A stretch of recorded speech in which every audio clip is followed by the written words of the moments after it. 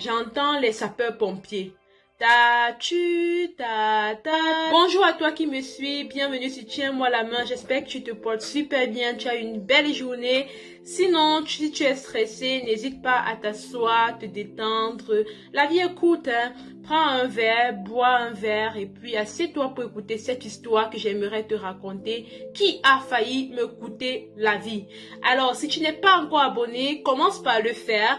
Parce que c'est en t'abonnant que tu vas m'encourager, c'est en t'abonnant que tu vas m'aider à partager le contenu que j'ai à cœur pour toi, à partager, n'est-ce pas, les leçons tirées des histoires que j'ai vécues ou alors vécues par mon entourage. Installe-toi et écoute ce que j'ai à dire.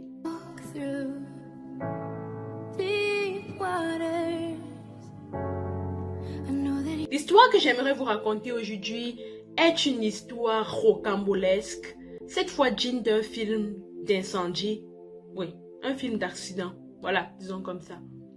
Ce qui se passe en fait, c'est que je rédigeais en fait ma thèse dans une entreprise automobile de la place. Hein. Pour ceux qui sont en Allemagne, vous connaissez, vous savez que voilà, il y a tellement de thèses et de travail dans le domaine de l'automobile. Voilà, moi en tant que chimiste de formation, je me retrouve dans un domaine auto. Et qu'est-ce que je fais en fait? Mon travail consistait, n'est-ce pas, à analyser plusieurs types d'injecteurs. Question de trouver sont des injecteurs de carburant. Question de trouver lequel nous garantissait, n'est-ce pas, une émission minimale de particules dans l'atmosphère après injection.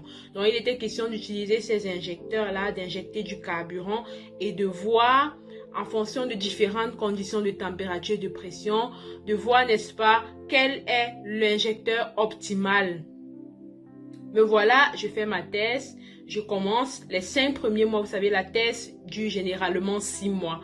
Les 5 premiers mois, je les ai consacrés, n'est-ce pas, à faire des tests. C'est-à-dire, je testais chaque fois au laboratoire, ok, premier injecteur, deuxième injecteur, j'avais plusieurs injecteurs et je variais, n'est-ce pas, les paramètres. Voilà. L'erreur que je commets, la première erreur que je commets, c'est que je commence à écrire ma thèse au 6e mois. Vous savez tous que la thèse dure 6 mois. Mais j'ai commencé à écrire ma thèse, c'est-à-dire rédiger en fait au dernier mois.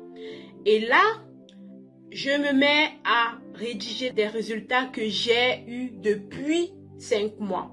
Donc en rédigeant, il y avait un résultat que je ne comprenais plus et qui n'était pas logique.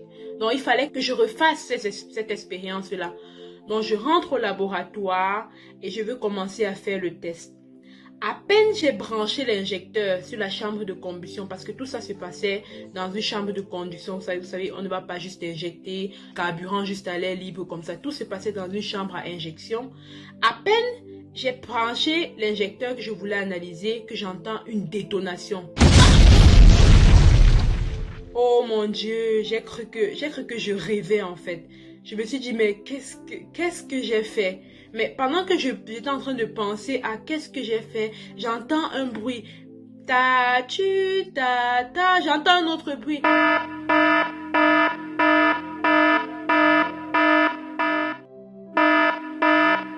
Mon Dieu, qu'est-ce qui est en train de se passer? J'étais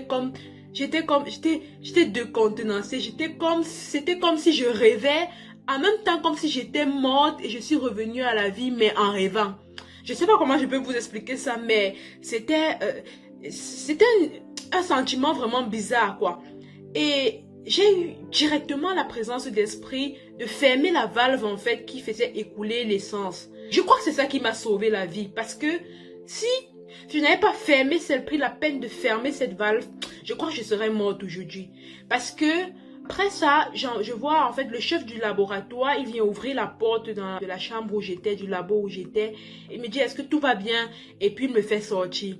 En sortant du laboratoire, les gens sont en train de courir pour sortir en fait de l'immeuble. Mon Dieu, la panique. La panique, tout le monde me demande, tout va bien, qu'est-ce qui s'est passé, Je vous assure, j'ai pris au moins 5 minutes, au moins 5 bonnes minutes avant de pouvoir répondre à la question, tellement j'étais hors de moi en fait, quoi. Quand je reviens maintenant à moi, j'explique ce qui s'est passé et le chef du labo me dit, oh mon Dieu, j'ai oublié de dire complètement que, bref, il fait part en fait du fait qu'il a fait les travaux sur la même machine la veille Et il ne m'a justement pas dit parce que j'avais déjà signalé que j'ai fini avec mes expériences, donc il ne pouvait pas, il m'a même pas vu quand j'entrais au laboratoire. Voilà la deuxième erreur que j'ai commise. La première erreur étant que j'ai commencé à la rédaction de ma thèse tard. En plus de ça, je me lève, je m'en vais au laboratoire faire une expérience sans informer le chef de labo. Et voilà ce à quoi ça m'a conduit. Donc, en fait, le récit du chef de labo a en quelque sorte allégé ma sentence parce que j'étais en fait responsable de tout. Alors je n'aurais en effet pas dû aller au laboratoire sans, n'est-ce pas, signaler que j'avais une expérience à faire au chef de labo. Voilà à quoi ça m'a conduit. Les sapeurs-pompiers sont venus et puis dans la salle où je me trouvais et puis ils ont nettoyé l'essence en question. J'ai eu vraiment beaucoup de chance parce que quand normalement l'essence entre au contact avec un certain taux d'oxygène dans un milieu ouvert, ce qui se passe c'est qu'il peut avoir une explosion qui peut être très grave et me coûter la vie. Donc voilà en fait l'erreur que j'ai commise. Ce que j'aimerais partager au travers de toi comme leçon que j'ai apprise de cette expérience sont trois choses. La première des choses est que il ne faut jamais se précipiter dans la vie. Dans la vie, il faut apprendre à anticiper sur les choses. Faire les choses au fur et à mesure, petit à petit. La thèse en général dure 6 mois. Vous voyez que si pendant les 6 mois j'avais travaillé petit à petit, je ne serais pas à ce niveau. Si j'avais pris la peine de produire des résultats petit à petit, à la fin j'aurais eu un grand résultat. Je ne serais pas allé au laboratoire refaire des choses qui étaient censées être faites depuis. La deuxième des choses est qu'il faut toujours informer.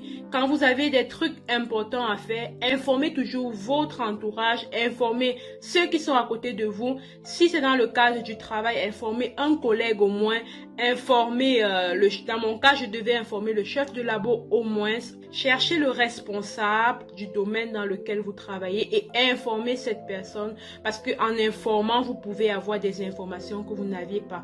Dans mon cas, j'aurais pu savoir avant que, voilà, il a eu à faire des travaux la veille et que le labo n'était pas prêt pour que je puisse tester ce dont j'avais à tester. La troisième des choses est qu'il faut garder son sang-froid dans la vie. Oui, les amis, il faut garder son sang-froid. Garder son sang-froid vous rassure de toujours avoir les bons réflexes, même quand vous êtes dans des situations difficiles. Quel que soit le pétrin dans lequel vous êtes, garder son sang-froid vous aidera à toujours avoir le bon réflexe pour éviter le pire. Dans mon cas, en fait, le fait que j'ai gardé mon sang-froid m'a permis de comprendre, m'a fait rapidement réagir et fermer la valve qui faisait écouler l'essence. Sinon, le taux d'essence écoulé serait énorme et qui sait ce qui se serait passé.